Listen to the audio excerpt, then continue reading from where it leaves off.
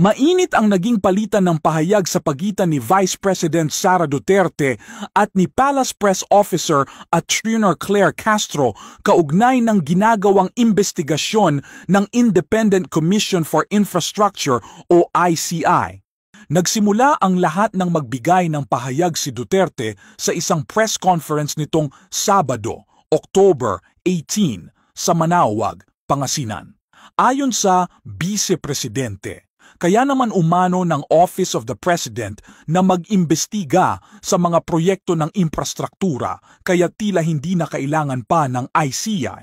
Dagdag pa niya, ang naturang komisyon ay tila nilikha lamang para gawing lehitimo ang mga kuwento na nais palabasin ng pamahalaan. Hindi naman ito pinalampas ng Malacanang. Sa isang mahinahon, ngunit matatag na pahayag, mariing pinabulaanan ni Attorney Claire Castro ang mga sinabi ni Duterte. Ayon kay Castro, nakalulungkot na may mga opisyal ng gobyerno na imbes tumulong ay tila nagdudulot pa ng kalituhan sa publiko. Giit niya, kaawa-awa ang mga taong parte ng gobyerno pero hindi nakakatulong sa bayan. Kaawa-awa ang public servant na puro haka-haka lang ang sinasabi. Dagdag pa niya, mahalagang ang mga pahayag ng mga mataas na opisyal ay dapat nakabatay sa ebidensya at hindi sa mga espekulasyon. Hindi rin nagpaawat si Castro sa pagtatanggol sa integridad ng ICI. Ayon sa kanya, ang mga miyembro ng komisyon ay pawang mga eksperto at propesyonal na walang bahid ng politika.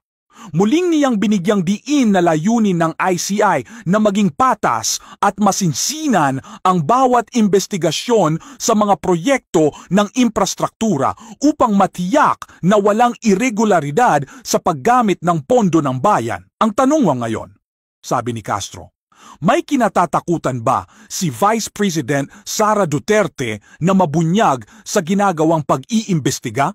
Sa panig naman ni Duterte, iginiit niyang hindi malinaw sa publiko ang proseso ng ICI dahil hindi ito bukas sa publiko o live-streamed. Ayon sa kanya, tila layunin ng komisyon na kontrolin ang naratibo o gawing opisyal na bersyon ng pamahalaan ang mga resulta ng kanilang pagdinig. Para sa Vice Presidente, ang transparency ay dapat maging pangunahing sangkap ng anumang investigasyon, lalo na kung ito ay may kinalaman sa mga proyektong pinondohan ng buwis ng taumbayan.